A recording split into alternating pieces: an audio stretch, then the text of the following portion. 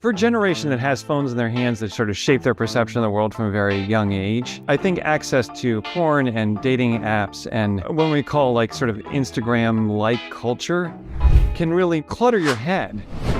We are joined today by Dorian Solot and Marshall Miller. They are the authors and co-founders of Sex Discussed Here. They are nationally known sex educators who specialize in teaching about female orgasm. So let's talk about this female orgasm thing. There's a combination of three things you can do together as a heterosexual couple that result in orgasms for the woman 92% of the time. And the combination of three things is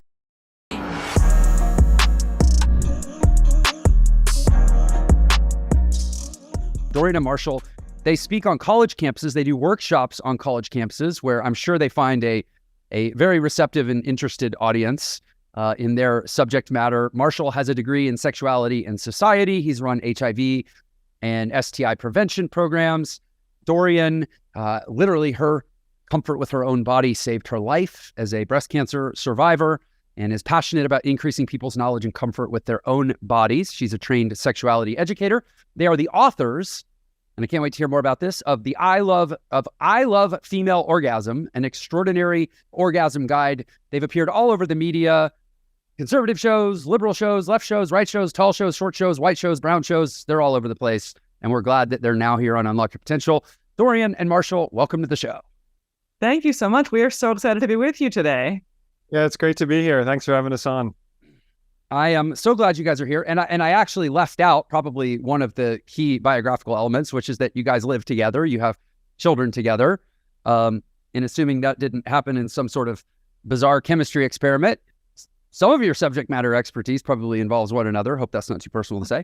But anyway, really interesting. So before we actually get into like the topic at hand, I'd really, if you don't mind, I'd like to back up a little bit. How the heck did you two get into this? Like how, I don't know, this isn't something you go to school and well, I guess you can major in it, but like there's no career track for it that I've seen. So like, how'd you guys get here? And then we'll get into it.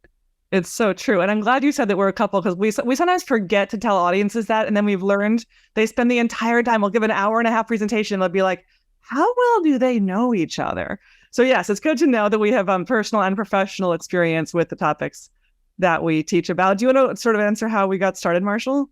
Yeah, sure. And actually my story of how I got interested in this was with the major Sexuality and Society. So I was an English major.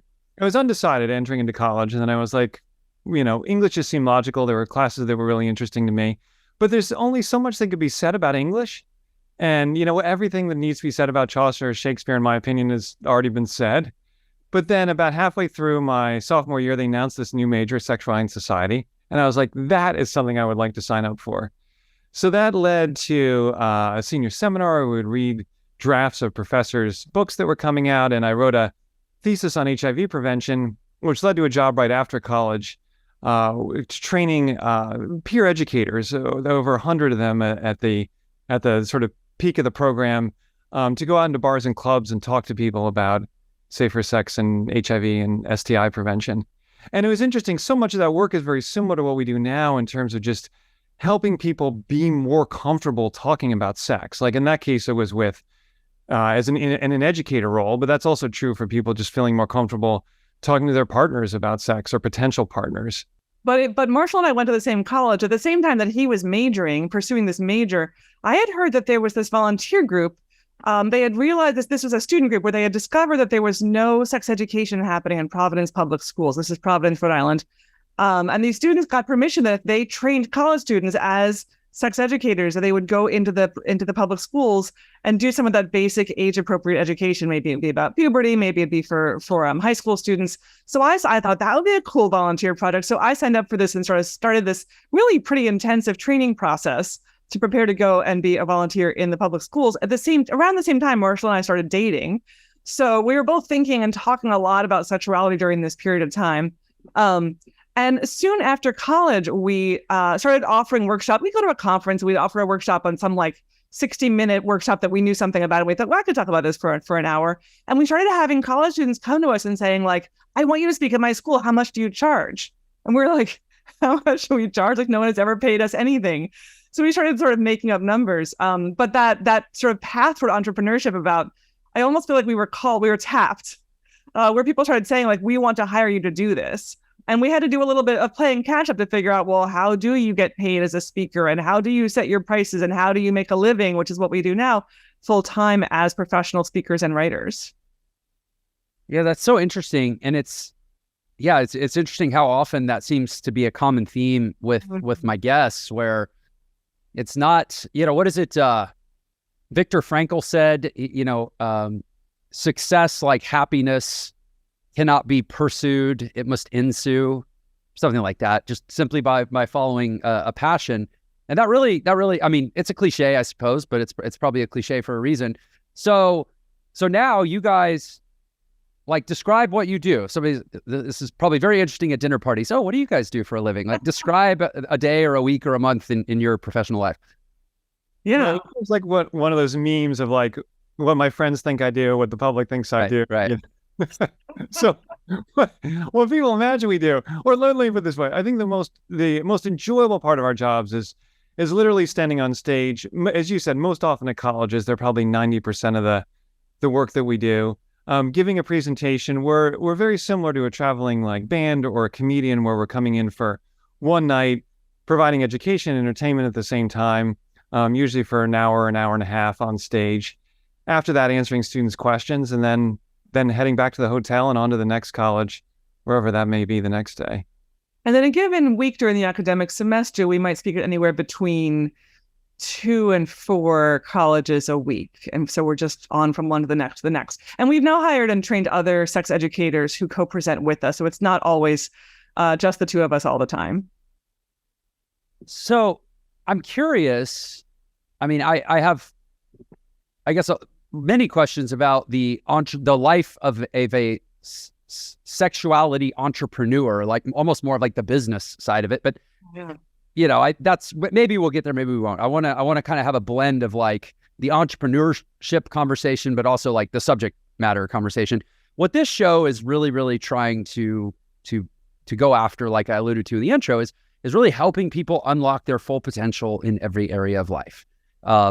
We believe that how you do one thing is how you do everything. There's no such thing as compartmentalized success. And frankly, if you have an issue in one area, it's probably, appearing like a whack-a-mole game in many other areas of your life too, whether you're conscious of it or not. So, it's funny, sexuality, like, it's not, this is going to sound really weird, it's not a very interesting topic to me, because it's actually like really straightforward.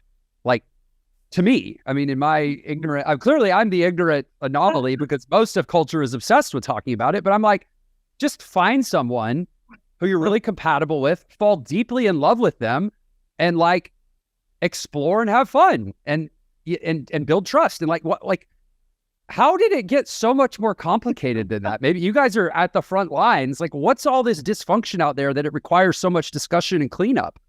I think what you just said is, I mean, that's like 90% and maybe 95% of what you need to get there. Have some communication built in, which is sort of part of the building trust and all of that, being in love, hopefully. Where did everything else? I think there's so much shame and misinformation and lies. And then it becomes really political. Like, are we allowed to tell young people this? What are the messages that young people are being told? That really does get in the way of, as you said, what on some level can be quite simple.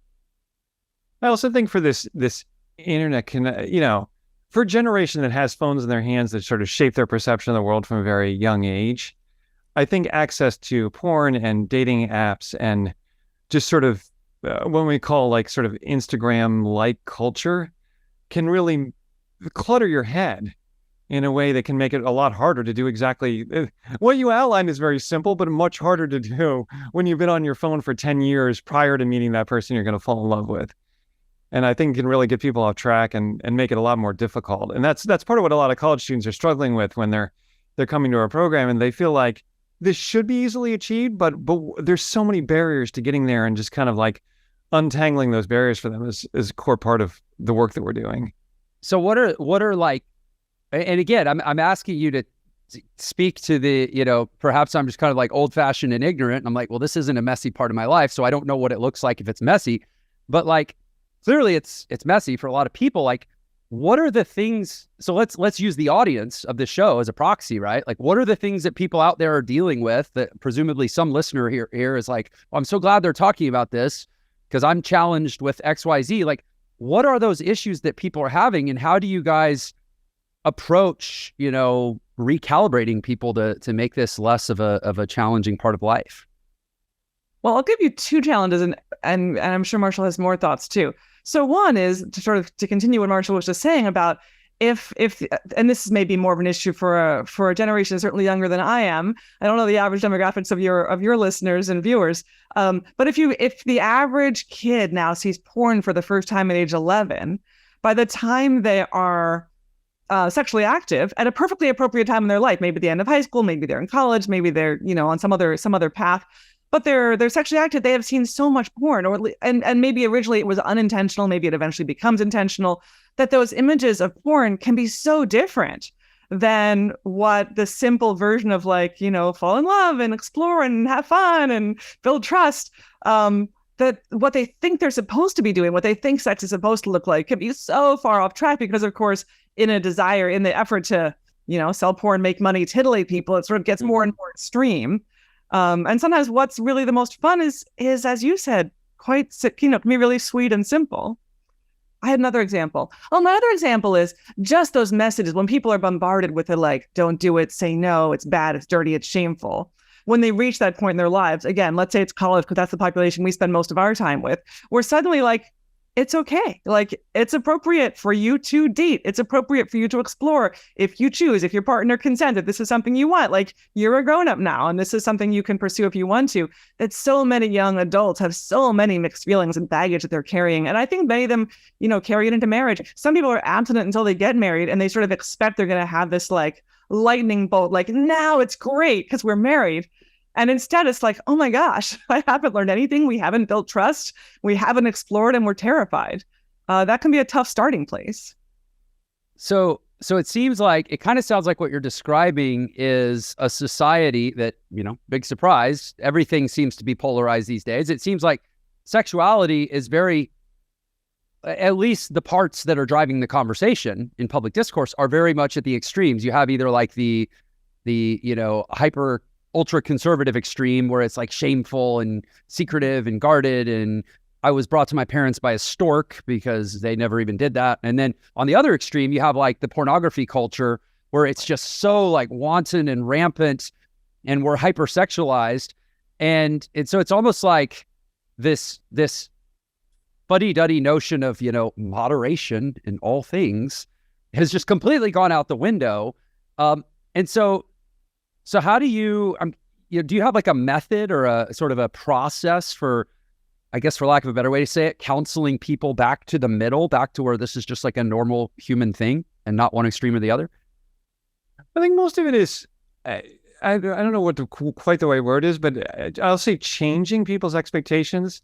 The thing I was holding back on was sort of lowering people's expectations, although I suppose that could be a piece of it for some people.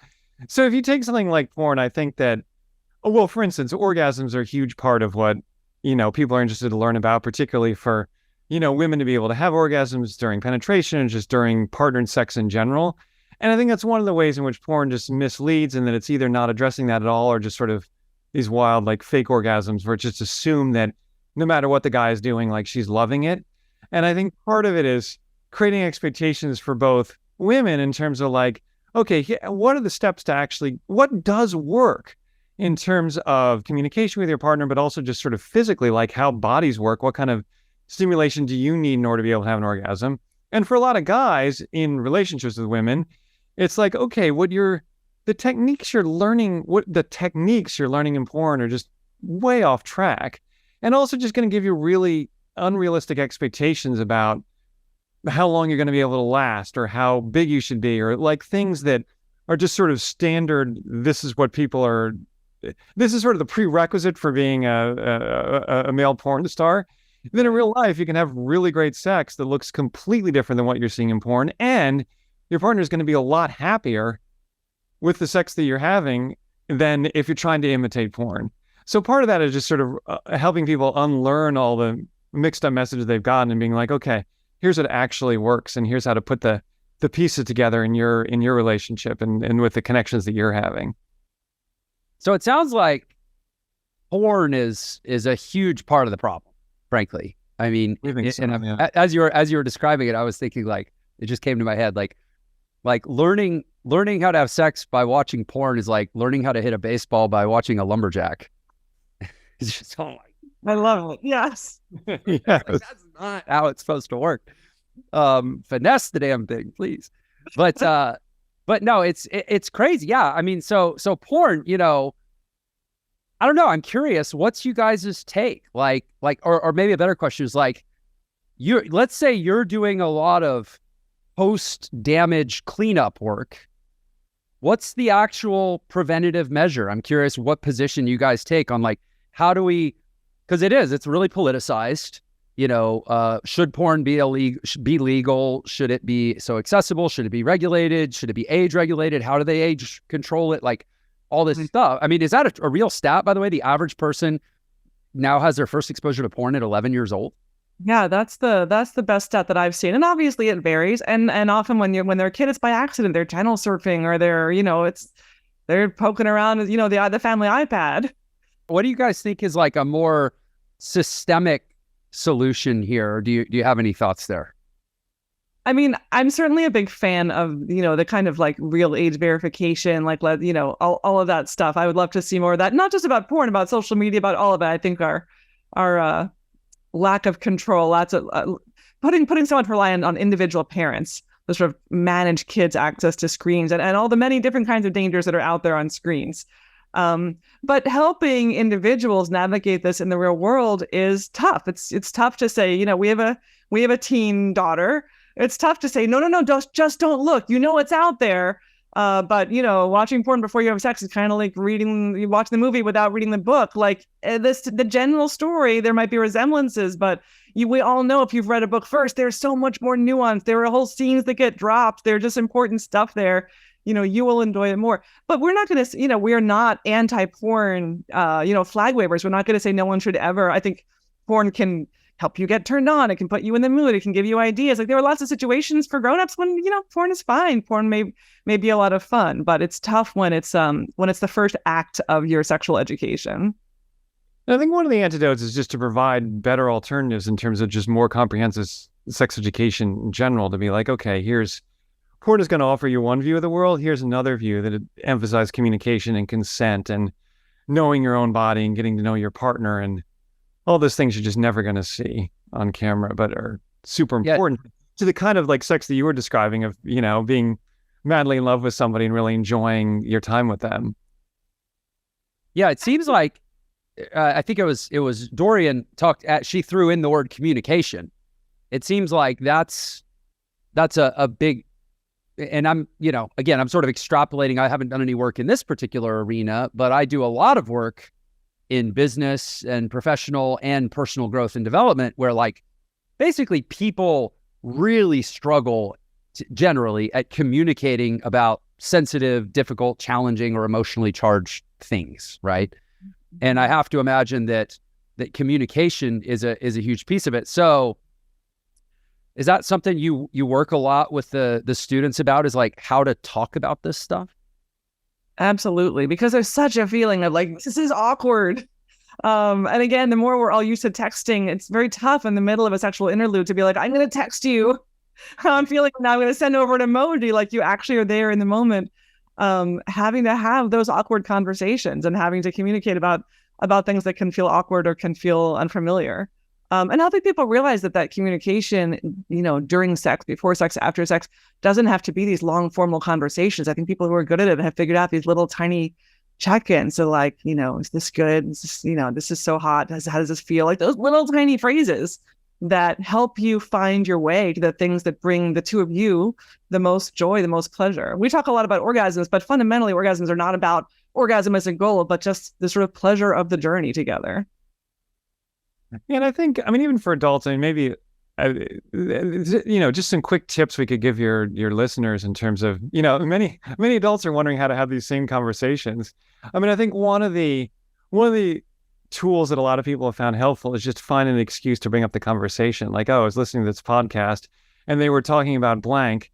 And the blank doesn't need to be exactly what, the three of us are talking about today. It could be something more, that you, the listener, have in mind that you're kind of like thinking about, that you want to bring up to your partner, but you're not sure how to bring it up. And then see your partner's reaction.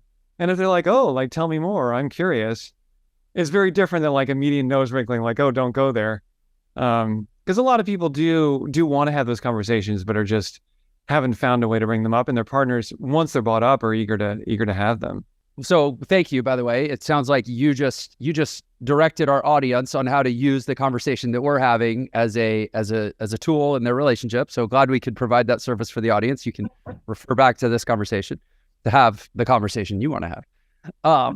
But so let's talk about this female orgasm thing, because I mean, you guys, of all the subjects you could have written a book about, that within the whole realm of sexuality, that was the book you wrote. I assume you at least thought about it somewhat as a marketer and said, okay, well, of all the subjects here, this is one is likely to get traction, or you knew that you get a lot of questions about that, or that there'd be a lot of interest. So assuming that, that's a subject that holds interest for a lot of people. Like, I haven't read the book. What's the core misconception or area of confusion, would you say, that needs to be cleaned up in that department, such that it's enough of an issue that it was worth writing a book about? If I were going to sum up one core misconception, I would say it's the equating of penis with vagina, and not realizing that penis equals clitoris. That the clitoris is as important as the penis. It grows from the same tissue when we're embryos, and that having sex, having any kind of sexual interaction or interlude where you're not paying attention to the clitoris is exactly the same thing as having sex with a penis and just ignoring the penis, being like, that's not an important part to be involved right now. And I think that, just to build on that, I think part of how that plays out for a lot of couples who are having intercourse with each other, and in this case, let's say it's a man and a woman having intercourse with each other, and the woman's not having orgasms, and they're like, why isn't this working? I mean, that was probably the most common question we get from people of all ages, and there's like, help. And there are any number of ways to make that work, but often involves figuring out how to get the clitoris involved. And one of the things we did for the book was survey 1,569 people. We had to laugh that like 69 was the final number in the survey that we got the results back. And we asked we asked women in particular having orgasms during penetration, being like, okay, like, what works for you? Like, how are you making this work? And almost all the answers, there were some lucky ones that just, no matter what their partner was doing, the penetration alone, they were able to have an orgasm. But that was a fairly small percentage. But the much greater percentage just found some way to get clitoral stimulation at the same time, either using their own fingers or their hand, their partner's fingers, or using a vibrator. Using a vibrator was slightly less common, but still worked just as well. Some people also found that they could find some way of sort of rubbing against their partner, getting clitoral stimulation during penetration that way, maybe against the base of their partner's penis or their partner's pubic bone. But finding some way of getting the clitoris involved just made it a lot easier to be able to have an orgasm. But a lot of people think like, if it's not something, it's certainly not something that you see in porn or talked about in porn. It's not covered in high school sex ed, like how to make this work. Yeah. So okay. So I don't know if I'm ignorant or I'm ignorantly not ignorant. Well, a better way to say it.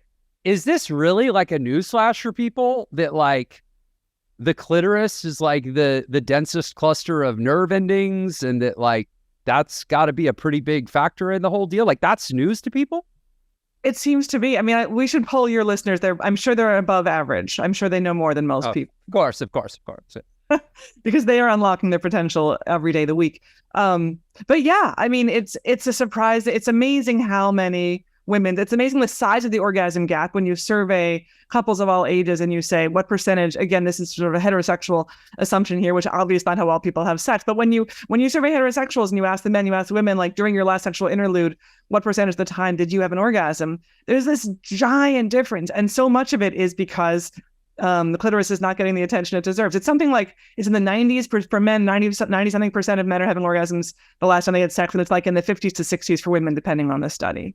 And interestingly, go ahead, Marshall. And then finish that thought. And I have additional. An interesting study that found that in order for a woman, there's a combination of three things you can do together as a heterosexual couple or a male-female couple that result in orgasms for the woman 92% of the time. And the combination of three things is, let's see if I can remember it off the top of my head, intercourse with clitoral stimulation, oral sex on her, cunnilingus, and her stimulating her own body during sex in some way at some time during the interlude. If all those three things happen, 92% of the time there's an orgasm for the woman, which again, like, is that surprising? No, like any of those three things by themselves are likely to work. So all three of them, like, yeah, your odds are really high.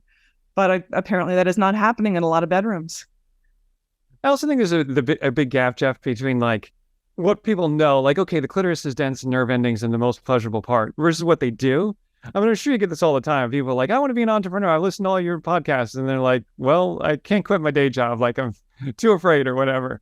Like, I think there's a similar thing where people seen, some sort of Cosmo, clickbait or whatever and have it in their heads. But in terms of being actually at that point where it's like, okay, I'm going to make this orgasm happen, whether it be getting up the nerve to just reach down and touch myself during intercourse or just do something, whatever it is to like knock it up to the next level, no pun intended, of like pleasure, then people are afraid. And then part of it is just helping people just feel more comfortable in their own bodies, communicating with their partner, just being who they want to be without having to sort of perform for some like imaginary camera that of course, isn't there. It's just you and your partner. It doesn't matter what you look like or what matters is your pleasure. And that's a barrier for a lot of people to get there. Yeah, you made a really good point. Like, presumably very little of what you see in pornography would actually result in a female orgasm in the real world. Yeah. And so if that's actually how if that's people's primary sex education, it's no wonder women are, struggling. And even aside from pornography, just look at, any movie where a couple has sex, this could be R-rated movies. It's like, it's almost like the the bases, like first base, second base, third base, home run. It's like, they kiss, they make out, they wind up in bed, they have intercourse. And the idea that there's anything that's going to give the woman an orgasm besides just penetration alone, that's not that script doesn't include it.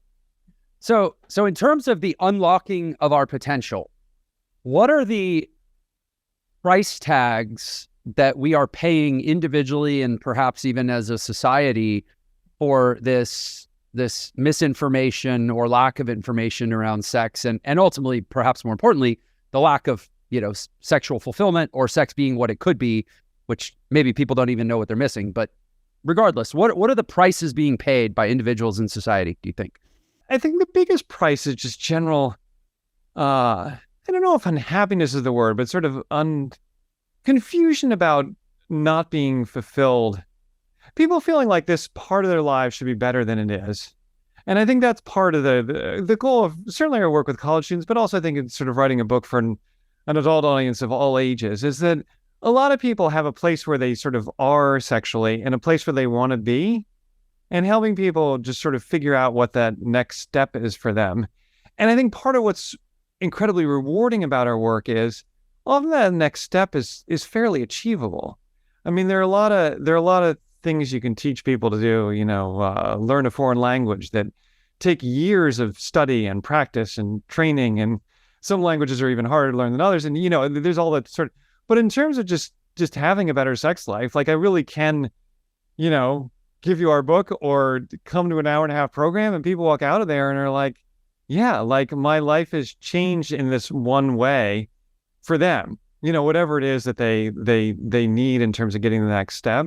And I think part of the price that everyone's paying is just like, so few people are necessarily offered that opportunity or feel comfortable seeking out that opportunity in order to have a better, more fulfilling life in that way. I was just linking it to entrepreneurship in general, the idea that like a lot of people know what that one next thing is, but are afraid to take that step or do that little totally achievable thing. Yeah, it is actually, I never connected those dots, but it's actually a pretty apt metaphor. You said, like, as an entrepreneurial educator, I have a pretty large platform with thousands of students. And in fact, in our kind of main program, the program that, somebody invests in that's, we have courses that are like $39 and $7 and little kind of call them tripwires. But like when people make a serious commitment that, hey, I'm really going to do this, I want to try to develop this skill set, the first thing we actually have them go through is something called the implementation boot camp, where before they're even allowed into their curriculum, we have them spend 2 weeks just becoming world-class implementers, because I had so many thousands of students that would just watch the videos, go through the lessons, take the quizzes, and to your point, Marshall, never do a damn thing different, and then wonder why they didn't get the results. So we just said, hey, before we even let them go through the curriculum, we're going to teach them the difference between consuming and implementing material.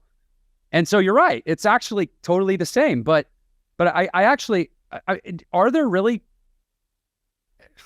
now you have me thinking, because I feel like the incentive for implementation in this context is more immediate and obvious maybe than the incentive. So do people really like learn and then not apply in this field? Well, I'm sure Dorian has great thoughts on this, but I think they're just nervous. You know, it kind of like my mention of quitting your day job, but there is a certain leap. And I think this is particularly true in an intimate relationship where people don't necessarily have if your only role model is porn, which you talked about as a disaster, it's not something that you watch other people do. You know what I mean? Like you don't have role models in the same way you would for even entrepreneurship or any number of other things. Right. We don't train, high school sex ed doesn't train people how to talk about their desires and their feelings and their emotions in terms of what they want out of sexual pleasure.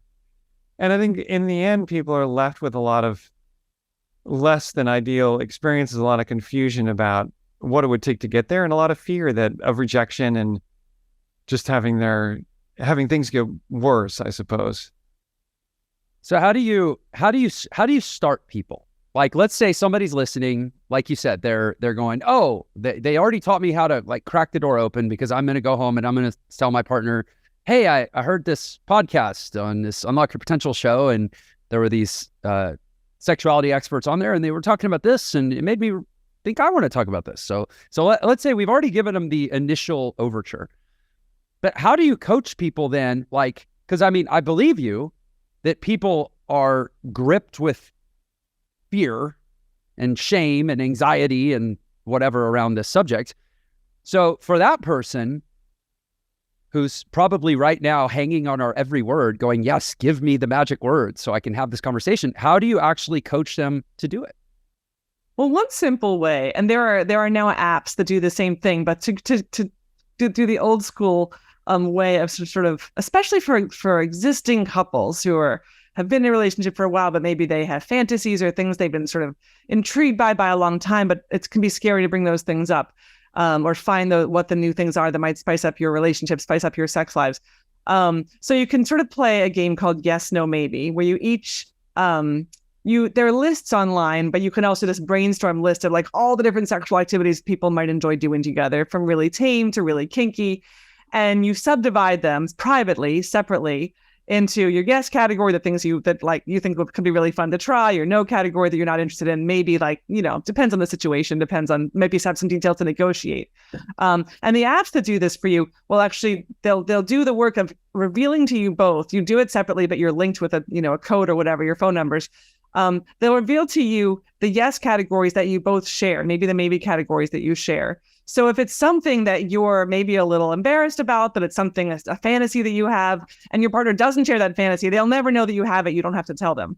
But if you're a little shy about it and you put it in as a yes, and your partner also puts it in as a yes, even if they're shy, suddenly you discovered, oh my gosh, this is this fun new thing we've never tried before, but we know we're both interested in it.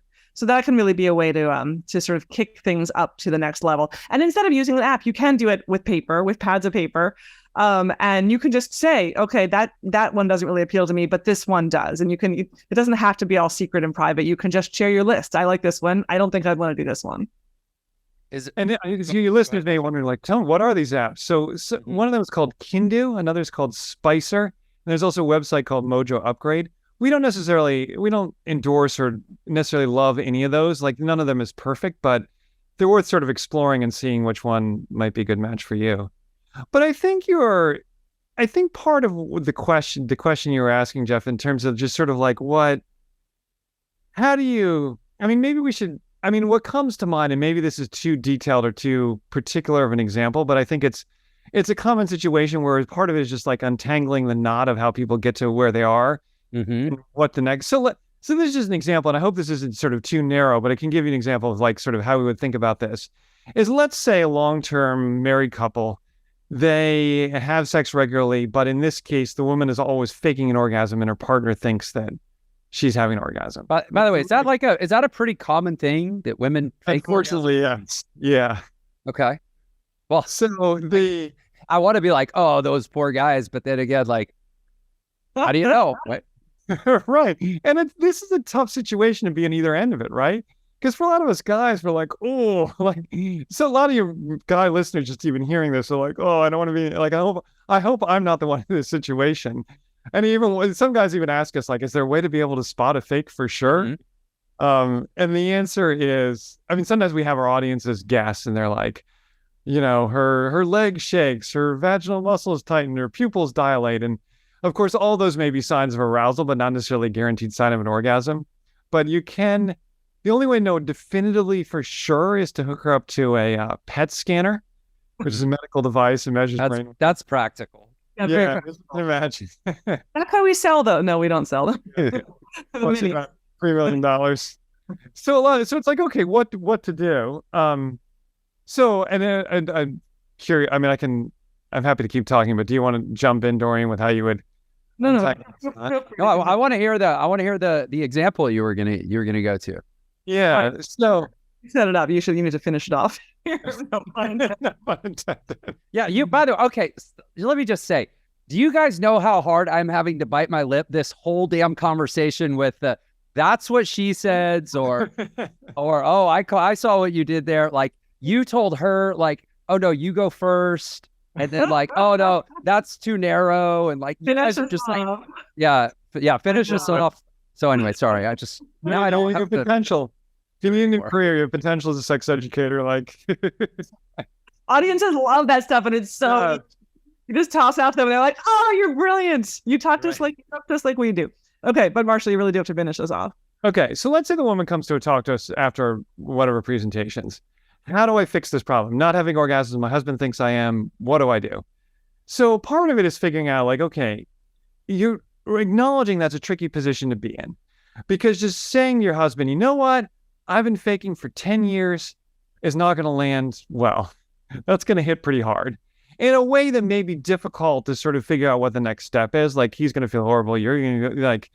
So one way to work with that is like, okay, first figuring out with her, like, what does work in terms of her being able to have orgasms.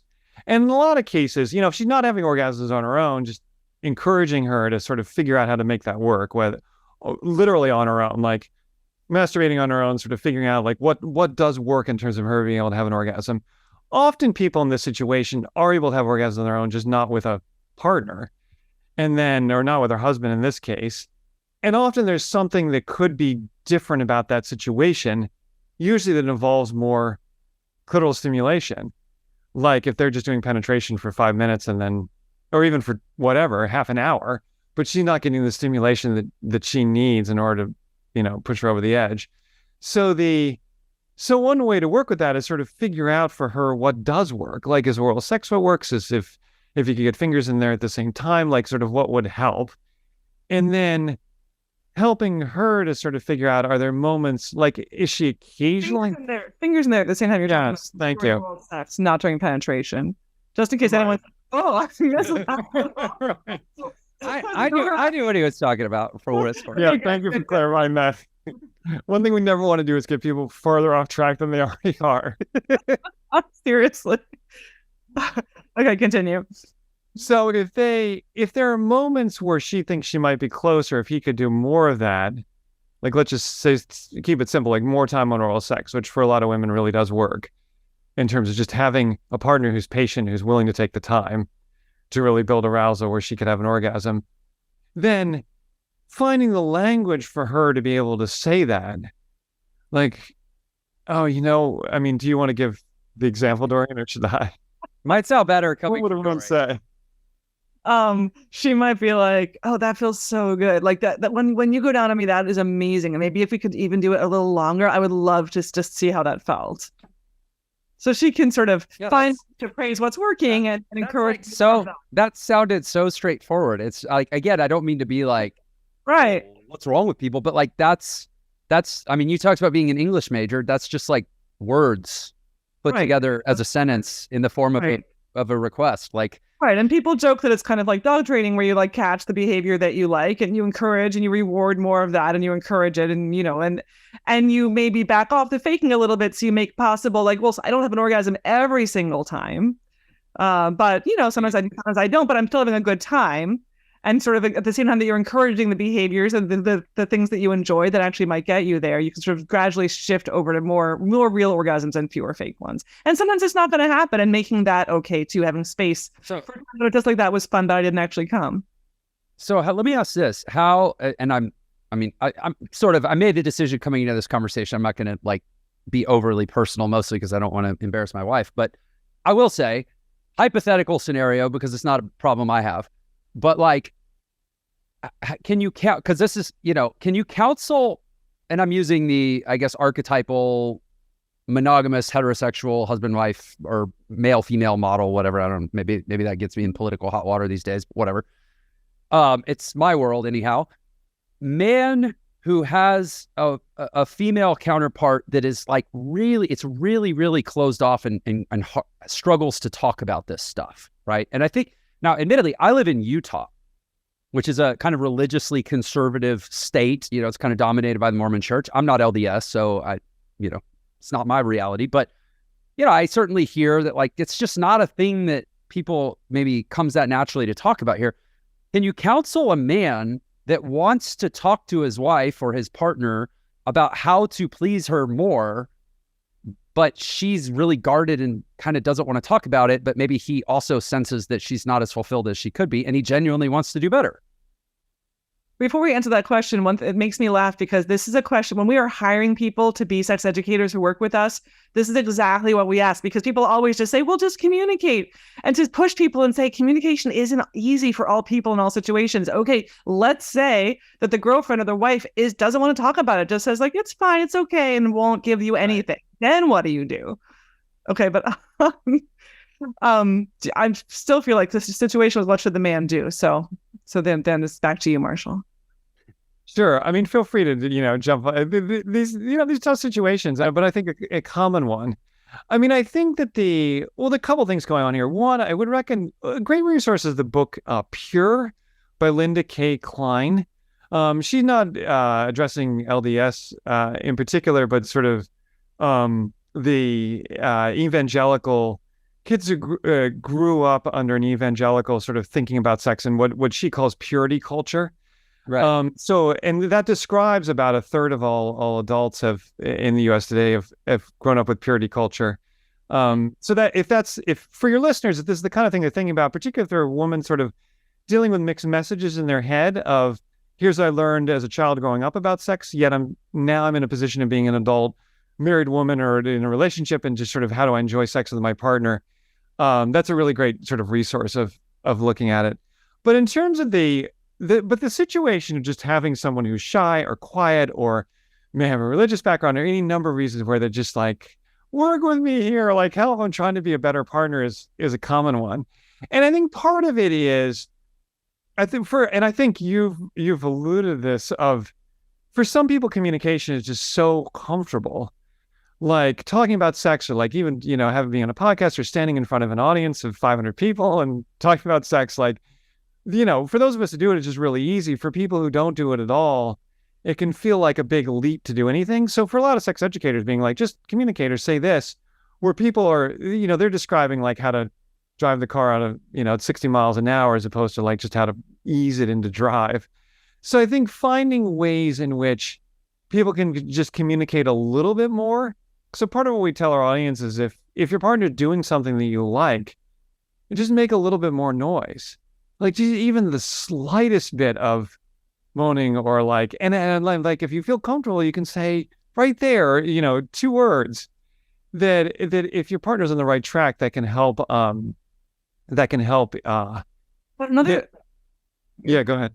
Another tool that I think can be so simple and can really help people who are having, or the way that somebody doesn't want to talk or neither one of them wants to talk, is to give choices, to give two options, exactly the way the eye doctor does, where they give you two options. They're checking your eyes and they're like A or B, and you say B, and they're like, okay, B or C. Where you say, does it feel better if I, touch you this way or this way? If I kiss you this way or this way, like more tongue, less tongue, more whatever, less whatever. And you give these options and you start to get, they're like, okay, I guess I like A little better. And if you keep giving options over time, you can sort of find your way to either a really good pair of glasses or maybe more pleasure than you were experiencing and sharing before. I like the way you mixed the metaphor there. That was well played. Okay, so gosh, I wish so much. If I was like, hey, audience, now that you realize we have this amazing resource here, these professional sex educators that are at the front lines, at the colleges where people are fornicating all about to and fro 24/7, like they know sex, man. They're where it's at, where it's happening. And we have the opportunity to ask them any question we want.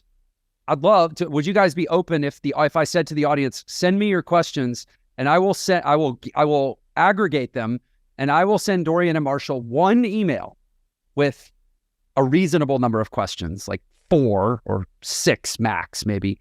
Would you guys be open to that? Sure. In fact, we do a whole program called Sex in the Dark. So when we're at college, we turn out the lights, hand out glow necklaces and bracelets, and then we have an app that people use that they just submit their anonymous questions, and we answer sex questions for an hour.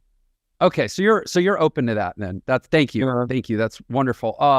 Okay, so then since we're coming up on time, we're going to run out of time. One question I really want to ask you guys. You do have children, right? I think a couple. You have 2 daughters. Yep, exactly. I have 2 daughters, so I'm curious.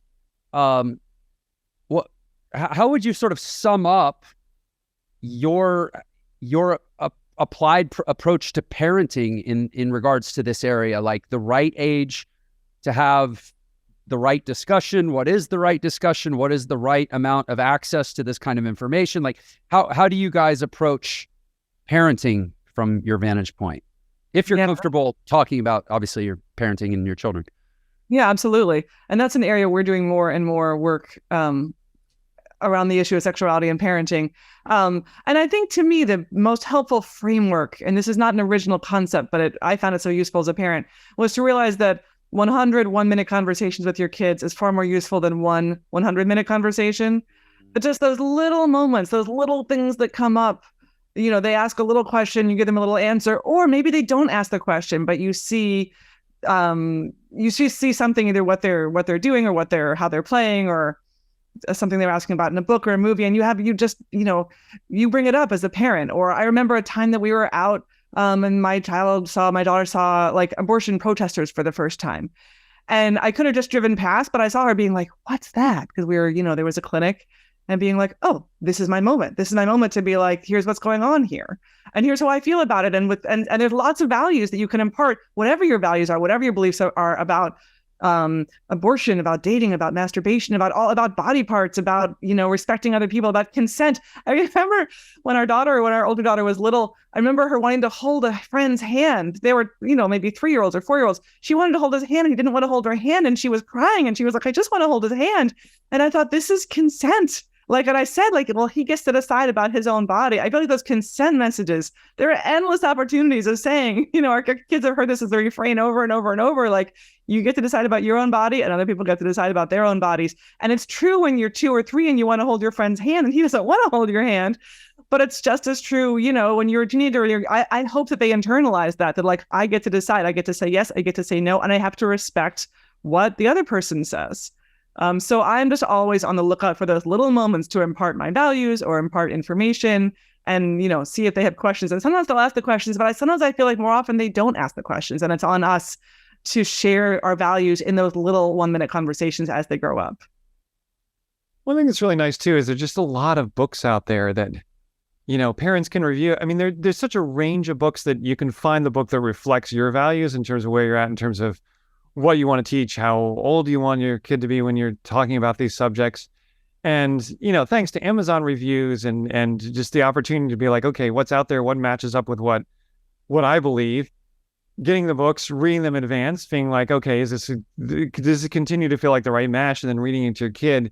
That book can do a lot of the work for you in terms of helping parents feel like their kids have the information that they need, particularly as they head into puberty and into young adulthood, of like, okay, have I checked the box as a parent, knowing that schools can go all over the place in terms of what they teach and what they don't, and making sure that they have the information that they need. Well, give you the words, like what you were saying, awkward to communicate. Like a picture book gives you the words to say to your kid. Yeah, but I think that we're touching on something that's really important, and that this is something my wife and I do feel really passionate about, where I love what you said, that having 100 one-minute conversations is so much better than 100-minute conversation, because the point here is it's to normalize it, but it's to normalize all dimensions of it, not just the, gratuitous physical dimensions of it. Like, I think a lot of parents are nervous, like, well, if I normalize it, then I'm normalizing sex, or I'm being permissive. Well, no, also normalize, bodily integrity, also normalize self-restraint, also normalize respect, also normalize healthy emotional communication, also like normalize all the things that are part of sexuality, not just the sex part, right?